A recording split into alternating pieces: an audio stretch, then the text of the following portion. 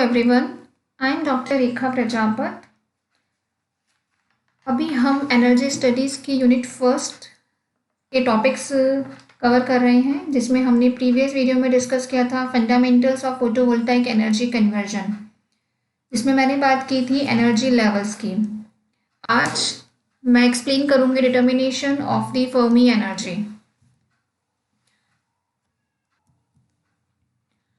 As we know that in a non-degenerate semiconductor, Fermi level lies within the band gap of the material। जैसा कि हमने previous video में जब हमने Fermi या एनर्जी लेवल्स की जब हमने बात की थी, तो हमने प्योर सेमीकंडक्टर, साथ ही हमने इंट्रिंसिक सेमीकंडक्टर और एक्सट्रिंसिक सेमीकंडक्टर के लिए हमने बात की थी, जिसमें हमने एन टाइप और पी टाइप के सेमीकंडक्टर के लिए हमने एनर्जी लेवल डायग्राम डिस्कस किया था। जब हम बात करते हैं नॉन डिजेनरेट सेमीकंडक्टर की, तो उसमें जो फर्मी लेवल होता है वो मटेरियल के बैंड गैप के मिड में लाई करता है। एंड यदि अगर हम बात करते हैं थर्मल इक्विलिब्रियम की कंडीशन की, then in that condition of thermal equilibrium between the conduction and the valence band, the total density of free electrons for n type of material, यदि अगर हमें n टाइप के सेमीकंडक्टर मटेरियल के लिए total density represent करनी है, तो उसका फॉर्मूला दिया जाता है that n naught is equal to the ne exponential of minus of ec minus ef upon kt। यहाँ पर हमने n के नीचे नॉट लगाया है, that subscript is representing here the thermal equilibrium value of the total density, or K is the Boltzmann constant, T is the temperature in terms of the degree Kelvin. Here we have used a term that is represented by the capital alphabet, that is Ne, and Ne is known here as the effective density of states in the conduction band। और Ne के लिए formula दिया जाता है twice of Me into the 2 m dE asterisk kT upon h square is to the power of 3/2। यहाँ पे हमने conduction band में स्टेट्स की इफेक्टिव डेंसिटी को रिप्रेजेंट किया है Ne के फॉर्म में, और यहाँ पे हमने Ne को हम देख सकते हैं in terms of the capital Me। यहाँ पर जो कैपिटल Me है, that is representing a number for equivalent minima in the conduction band। H Planck's constant है, K Boltzmann constant, T is the temperature। ये अभी हमने बात करी थी कंडक्शन बैंड में इफेक्टिव डेंसिटी की। सिमिलरली यदि हमें P टाइप मटेरियल के लिए फ्री होल्स की टोटल डेंसिटी को रिप्रेजेंट करना होगा, तो उसके लिए फॉर्मूला दिया जाता है, जहाँ पर अभी हमने n नॉट के ऊपर बात की थी इक्वेशन नंबर 2 में। हम यहाँ देख सकते हैं कि हम जानते हैं कि n टाइप सेमीकंडक्टर मटेरियल में चार्ज कैरियर्स फ्री इलेक्ट्रॉन्स होते हैं। उसकी डेंसिटी को हमने रिप्रेजेंट किया था n नॉट के टर्म में। लेकिन जब हम बात कर रहे हैं p टाइप सेमीकंडक्टर मटेरियल के लिए, तो फ्री होल्स की टोटल डेंसिटी का फॉर्मूला रिप्रेजेंट किया जाएगा p नॉट से, and it is equal to the NV exponential of minus of EF minus EV upon KT। यहाँ पर NV जो है, again it is the effective density of states in the valence band। जहाँ पे हमने देखा था ऊपर Me हमें मिल रहा था, यहाँ पे हमें NV मिल रहा है, और corresponding जो NV है that is the equivalent maxima which is given by the formula twice of MV 2 m dH का asterisk kT upon h square raise to the power of 3/2। यहाँ पे हमारे पास में एक टर्म आ रही है mdh asterisk, and then other one is the mde asterisk. ये है डेंसिटी ऑफ स्टेट्स की इफेक्टिव मास, जिसमें mde stands for electrons at the bottom of the conduction band. यदि कंडक्शन बैंड के बॉटम पर हम इलेक्ट्रॉन्स के इफेक्टिव डेंसिटी ऑफ स्टेट्स को रिप्रेजेंट कर रहे हैं, तो that is represented by the mde asterisk. तो वहीं दूसरी ओर mdh asterisk is representing the effective mass for the holes at the top of the valence band. यदि अगर हम इन दोनों का प्रोडक्ट देखते हैं, लाइक इक्वेशन नंबर 2 और इक्वेशन नंबर 4, जिसमें हमने करस्पॉन्डिंगली इलेक्ट्रॉन्स और होल्स की टोटल डेंसिटी को रिप्रेजेंट किया है। यदि हम इक्वेशन नंबर 2 और इक्वेशन नंबर 4 से P नॉट और N नॉट के प्रोडक्ट को हम लिखते हैं, then in that condition we will get an equation number 6, like getting the product of the equation number 2 and equation number 4. Then n naught into p naught will be equal to the ne nv exponential of minus of ee minus ev upon kt. यहाँ पे हम देख सकते हैं कि ये जो n not P not की टर्म आ रही है, ये एक पर्टिकुलर टेम्परेचर के लिए हमें कांस्टेंट मिलती है, but it depend upon the band gap of the semiconductor material, and the band gap is given here represented by the Eg, which is equal to the Ec minus Ev. So यहाँ पे हम जो equation number 6 देख रहे हैं, this is the expression for the law of the mass action. और अभी क्योंकि हम थर्मल इक्विलिब्रियम की कंडीशन की बात कर रहे हैं, तो ये जो कंडीशन है यह थर्मल इक्विलिब्रियम के लिए हमेशा ट्रू होती है. ये अभी हमने बात की थी एक्सट्रिंसिक सेमीकंडक्टर के लिए, मींस एन टाइप और पी टाइप सेमीकंडक्टर मटेरियल के लिए. But when we take the case of the intrinsic semiconductor, then in that case n naught will be equal to the p naught, means उस case में number of charge carriers like hole and electron will be equal to the each other, so n naught will be equal to the p naught. So taking the case of the intrinsic semiconductor, n naught is equal to the p naught and an intrinsic density Ni will be defined here, and the intrinsic density will be equal to the product of the n naught into the p naught. तो जहाँ पे हमने बात की थी extrinsic semiconductor के लिए n type और p टाइप सेमीकंडक्टर मटेरियल के लिए जब हमने प्रोडक्ट ऑब्जर्व किया था n नॉट और p नॉट का, तो वहीं दूसरी ओर इंट्रिंसिक सेमीकंडक्टर के लिए हम इंट्रिंसिक डेंसिटी लिख रहे हैं Ni, and it is equal to the n naught into the p naught. So it is just a restatement of the equation number 6. ये इक्वेशन नंबर 7 एक्सट्रिंसिक सेमीकंडक्टर के लिए भी ट्रू होल्ड होती है, लेकिन उस कंडीशन में n not will not be equal to the p not.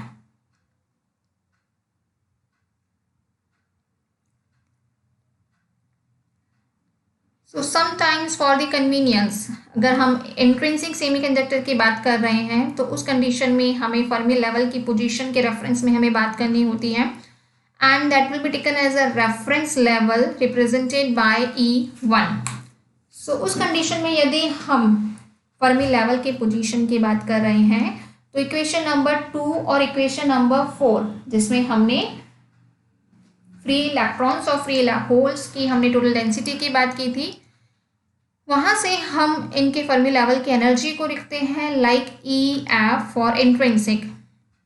Intrinsic semiconductor के लिए फर्मी एनर्जी का फॉर्मूला हम यहाँ लिखेंगे, and that will be given as EC plus EV upon 2 plus KT upon 2 log of NV upon NC. यहाँ पे हमने एक पर्टिकुलर लेवल डिफाइन किया है, दैट इज द E1 और EF इंट्रिंसिक. ये जो इंट्रिंसिक लेवल है E1, ये यूजुअली बैंड गैप के सेंटर में लाई करता है और ये टेम्परेचर का एक वीक फंक्शन होता है.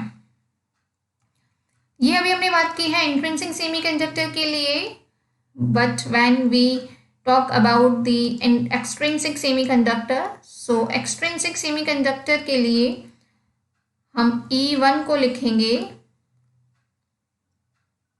लाइक हमने देखा था n नॉट के लिए हमें लिखा था Ni exponential of the EV minus E1 upon KT, and P not will be equal to the Ni exponential of E1 minus EV upon KT. So ये जो अभी हमने इनके डिफरेंट पैरामीटर्स की जो अभी हमने बात करी है, इनको हम सेवरल टाइप के सेमीकंडक्टर मटेरियल्स के लिए हम रिप्रेजेंट कर सकते हैं. Like in this table you can figure out the various parameter for 4 different type of semiconductor materials.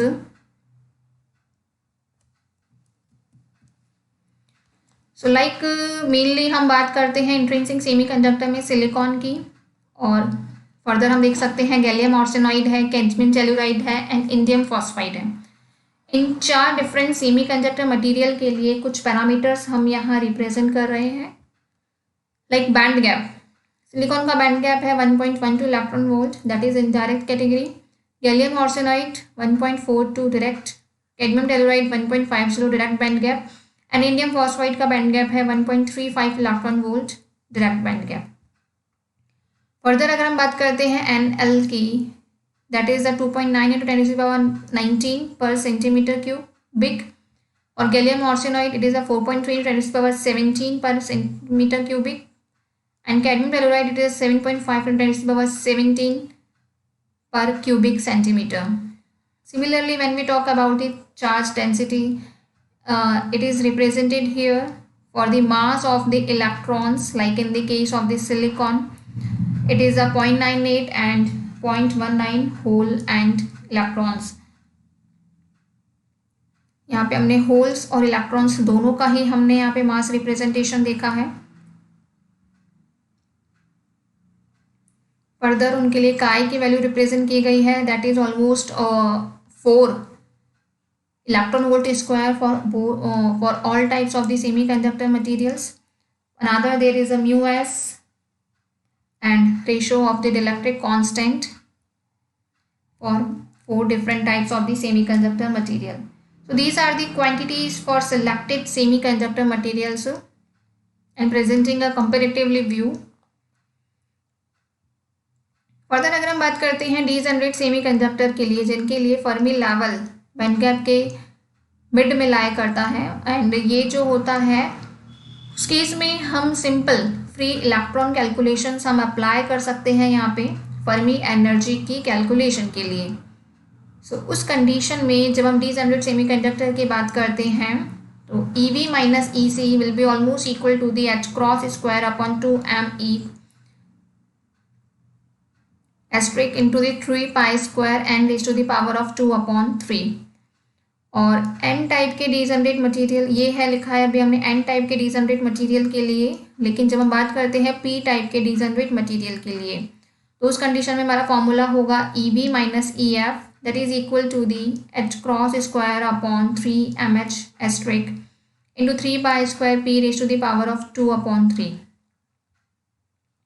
अब हम क्योंकि यहाँ पे देख रहे हैं कि हमें डीजेनरेसी देखने को मिल रही है, और ये डीजेनरेसी तब हमें देखने को मिल रही है जब फ्री कैरियर्स की जो डेंसिटी है वो कंपेरेबल हो जाती है to the effective density of states. उस कंडीशन में हमें सेमीकंडक्टर मटेरियल में डीजेनरेसी ऑब्जर्व होती है.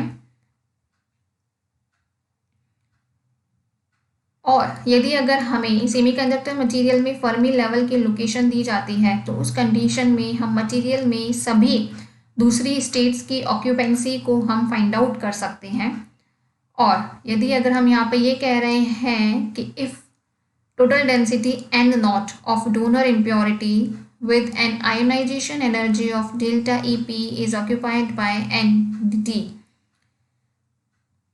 उस कंडीशन में हम ND के लिए फॉर्मूला लिखते हैं that will be equal to the capital ND divided by 1 + 1/G exponential of EC minus EV minus delta ED upon KT.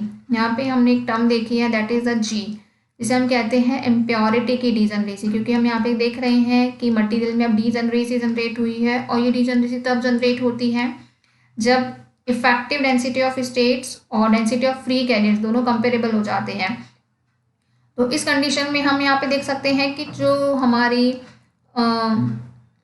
Donor impurity की जो आयनाइजेशन एनर्जी है उसकी अगर हम बात करते हैं, जैसे कि हमने यहाँ पे लिखा है उसको डेल्टा EP, तो उस कंडीशन में हमारे पास में ND ऑक्यूपाइड स्टेट्स होती है इलेक्ट्रॉन के लिए. और इस फॉर्मूला में हमें यहाँ पे G देखने को मिल रहा है, and G is the degeneracy of the impurity. यदि अगर हम इसके सिंपलर केस की बात करते हैं दैन इन दैट केस हम स्पिन डीजेनरेसी को इन्वॉल्व करते हैं, and for spin degeneracy the value of G is equal to the 2. It means the donor level can accept 1 electron of either spin. यदि अगर हम इसमें ऑक्यूपेशंस की बात करते हैं दैट इज एक्सेप्टर, अभी हमने ऊपर डोनर की बात करी है, डोनर इम्प्योरिटीज़ की बात करी है. यदि हम एक्सेप्टर की बात करते हैं जिसमें हम होल के एक्सेप्टेंस की बात करते हैं तो ये सिमिलर एक्सप्रेशन एग्जिस्ट करेगा, but in that condition the value of G means the value of the degeneration of the impurity will be equal to the 4 for silicon germanium and gallium arsenide. ऐसा इसलिए होता है क्योंकि जो acceptable level होते हैं वो डबली डीजनरेट होते हैं as a result of the two valence band at K is equals to the 0 in these materials. But generally यदि हम सेमी कंडक्टर मटीरियल में बात करते हैं तो उस केस में that is of a charge neutrality. जैसे कि अगर हम एक्सट्रिंसिक केस की बात करते हैं तो उस केस में अगर हमें चार्ज न्यूट्रलिटी के एक्सप्रेशन को हमें यहाँ डिफाइन करना होगा तो उसको हम रिप्रेजेंट करते हैं इक्वेशन नंबर 13 से, and that is given as n naught plus n a minus will be equal to the p naught plus n d minus. यहाँ पर हमने एक टर्म रिप्रेजेंट करी है that is capital n d plus. Capital ND plus is equal to the capital ND minus small nd, and which is the total density of ionized donors, and Na minus जो है that is the density of ionized acceptors. So जैसा कि हम देख सकते हैं कि हम डिनोमिनेटर इसके सबस्क्रिप्ट में लिख रहे हैं Na means acceptor and Nd where D is standing for donor. So Nd is representing the total density of ionized। अब हम यहाँ पे देख सकते हैं कि हमने Nd के ऊपर एक सुपर स्क्रिप्ट में प्लस सिंबल लगाया है, तो वहीं दूसरी ओर Na पर सुपर स्क्रिप्ट में माइनस सिंबल लगाया गया है। सो Nd plus means it is the total density of ionised. अब हमारा डोनर कैसा है, आयोनाइज्ड है, और Na माइनस के लिए it is representing the density of ionised acceptor. क्योंकि जब हम किसी भी सेमीकंडक्टर मटेरियल में डोनर या एक्सेप्टर को ऐड करते हैं तो उस कंडीशन में फर्मी लेवल उसके अकॉर्डिंग एडजस्ट हो जाते हैं। सो चार्ज न्यूट्रलिटी की कंडीशन उस कंडीशन में यूज़ की जाती है, और इक्वेशन नंबर 2, 4 और 12 को जब हम कंबाइन फॉर्म में लेते हैं like for the donor impurity किसी पर्टिकुलर टेम्परेचर पर फर्मी लेवल को फाइंड आउट करने के लिए, उसको अभी हम आगे फर्दर एक फिगर में देखेंगे कि किस प्रकार से हम उनके अलग अलग रीजंस की यहाँ पर बात करेंगे। So for semiconductors with dopant levels, now I am expressing for the type of semiconductor with dopant levels which are close to the band edges, nearly all the donors or acceptors are ionized at the room temperature. तो सबसे पहले हम यहाँ पे एक figure देखेंगे। इस figure में हम देख सकते हैं कि एक ग्राफ प्लॉट किया गया है। There is a graph between the electron density versus inverse of the temperature, और ये ग्राफ प्लॉटिंग है एन टाइप सेमीकंडक्टर। सो यहाँ पे हमने जब हम टेम्परेचर के साथ में इलेक्ट्रॉन डेंसिटी के वेरिएशन को ऑब्जर्व कर रहे हैं तो हमें मेनली यहाँ पर 3 रीज़न मिल रहे हैं। First one reason is the intrinsic reason, second reason is the saturation reason, and third reason is the freeze out reason. हम यहाँ पे देख सकते हैं कि फ्रीज आउट रीज़न में जो हमारा कर्व हमें मिल रहा है उसका जो स्लोप है that is directly proportional to the delta e naught, that is the donor energy level. It means जो हमारा सेमीकंडक्टर है वो पार्शियली कंपेंसेटेड है। और जब हमने बात करी थी इंट्रिंसिक सेमीकंडक्टर के लिए तो उस कंडीशन में ये हमें मिल रहा था Eg/2।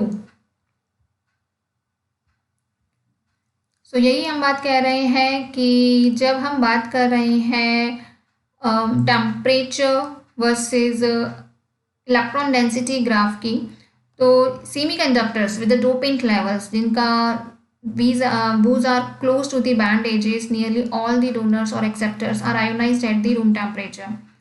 जैसा कि अभी हमने ऊपर सैचुरेशन रीजन में देखा था कि उसमें जो सभी डोपेंट्स लेवल होते हैं वो उसके बैंड एजेस के नियरली होते हैं, जिससे क्या होता है Nd plus gets equal to the Nd और Na minus is equal to the Na। लेकिन जब हम बात करते हैं moderately doped n type material की, तो moderately doped n type material के लिए N0 की वैल्यू N1 के कंपैरिजन में बहुत ज़्यादा हो जाती है, and N0 is equal to the capital Nd plus और Nd।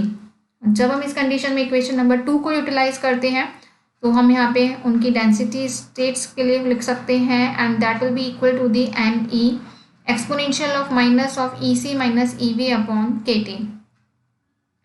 तो यहाँ पे हम मास एक्शन लॉ को अप्लाई करते हुए होल की डेंसिटी को लिख सकते हैं, as we know that P naught is equals to the NI square divided by N naught, so that EC minus EV will almost equal to the KT log of NC upon ND। But लेकिन जब non equilibrium की condition को हम observe करते हैं semiconductors के लिए, अभी तक हम थर्मल इक्विलिब्रियम कंडीशन की बात कर रहे थे, but under the case of non equilibrium condition, like जब हमने किसी बल्क सेमीकंडक्टर मटेरियल पे हमने फोटो एक्साइटेशन कर दिया, मीन्स अगर हमने उस पर फोटॉन्स का इंसिडेंट करवा के हमने उस सेमीकंडक्टर मटेरियल में एक्साइटेशन प्रोसेस जनरेट कर दिया है, या फिर हमने पीएन जंक्शन के अक्रॉस बायसिंग अप्लाई कर दी है, तो उस कंडीशन में अभी हमारी जो इक्वेशन नंबर 7 थी जिसमें हम बात कर रहे थे उनके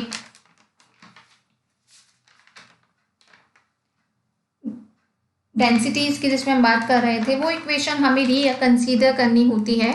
and for this condition then Pn will be greater than of Ni square और will be equal to the P not into the N not. यहाँ पर जो P और N है ये नॉन इक्विलिब्रियम कैरियर डेंसिटी है, ये अभी हमने बात की थी फॉरवर्ड बायसिंग की। But when we talk about the reverse biasing of the PN junction, so reverse biasing condition में Pn will less than Ni square, और इस कंडीशन में दो क्वेसी फर्मी लेवल जनरेट होते हैं, लाइक EVM और EVP। EVM is for electrons and EVP for holes rather than a single Fermi level in the case of the reverse biasing।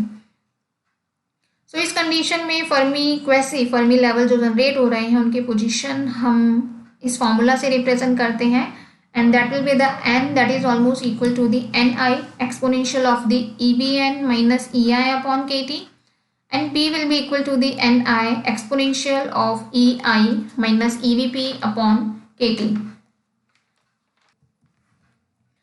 So in this video I explain you about the determination of Fermi energy, and in next video I will explain you about the electrical conductivity।